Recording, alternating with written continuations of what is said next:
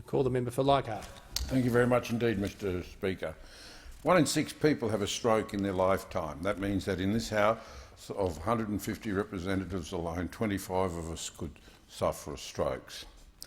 It doesn't discriminate, men or women, young or old, and some strokes are fatal while others cause temporary or permanent disability. September the 14th to the 21st is Stroke Awareness Week, and on Friday I held an afternoon tea in my office. I met some inspiring stroke survivors together with the allied health professionals who deliver fantastic services in my region. 12 months ago, 42-year-old Gretel Burgess was 7 weeks off finishing her master's degree in social work. She was camping with her husband and children in the Daintree rainforest when suddenly it felt like someone had grabbed a shovel and whacked her in the back of the head. She lost her vision, she couldn't move, she was screaming with pain and suffered severe vertigo to a point where she was vomiting every time she was moved. She said, "I felt like I was in a black helmet of darkness and the words were floating around, but I couldn't grab them. I couldn't tell my husband what was wrong." She was rushed to the Cairns hospital where she was told she had a stroke, and soon after experienced another one. Doctors found that a leaky heart valve had allowed the blood clot to travel to her brain. She suffered lost vision, poor balance, fatigue, confusion, reduced independence and anxiety. But 1 year on, Mr Speaker, Gretel has come an incredibly long way. She was able to access the Brilliant Steps program, skills to enable people and communities in North Cairns Community Health Facility. Gretel describes it as a lifesaver. She's now used her experience to her advantage, training to run the STEPS program as a peer facilitator. She's also, by the way, finished her studies and graduated last month. "I've turned lemons into lemonade," she said.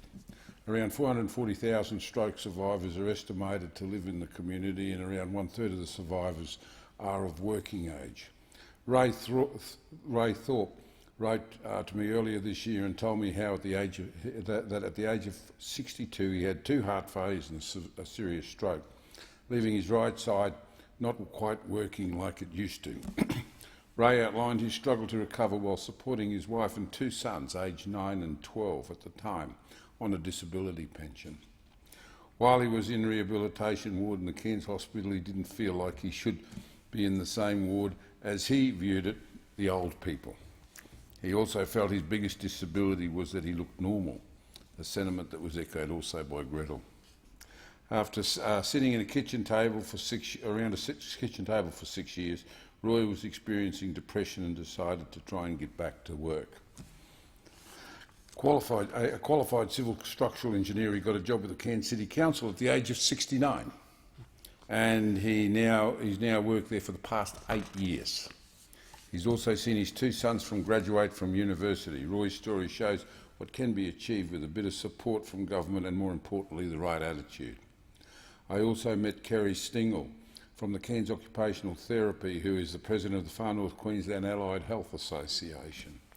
Kerry says that with the right rehabilitation, people can keep improving significantly after stroke, but without access to the ongoing occupational therapy, speech and language pathology and physiotherapy, they can be more dependent than they need to be in the long term. Kerry's mum was an active, outgoing 69-year-old when she had a major stroke a year ago after heart surgery, resulting in ongoing problems with movement and speech.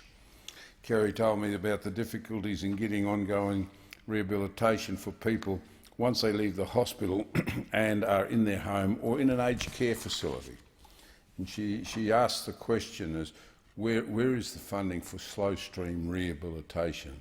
She said the enhanced primary care rebate also needs to be increased.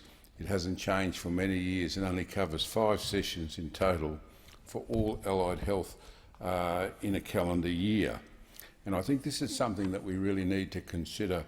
It's one of those very important issues that we need to consider when we're formulating future health policy, because it does take a lot, particularly when they're going out into aged care facilities and that, to support people with these type of conditions. Just the time going there and back can very eat into those concessions that they have available. So can I say, Mr Speaker, in conclusion, that so this National Stroke Week, in this National Stroke Week, my message is: be aware, live healthy, and for goodness sake, above all else, get yourself checked very, very regularly. Thank you. It being 9:30 p.m, the debate is interrupted.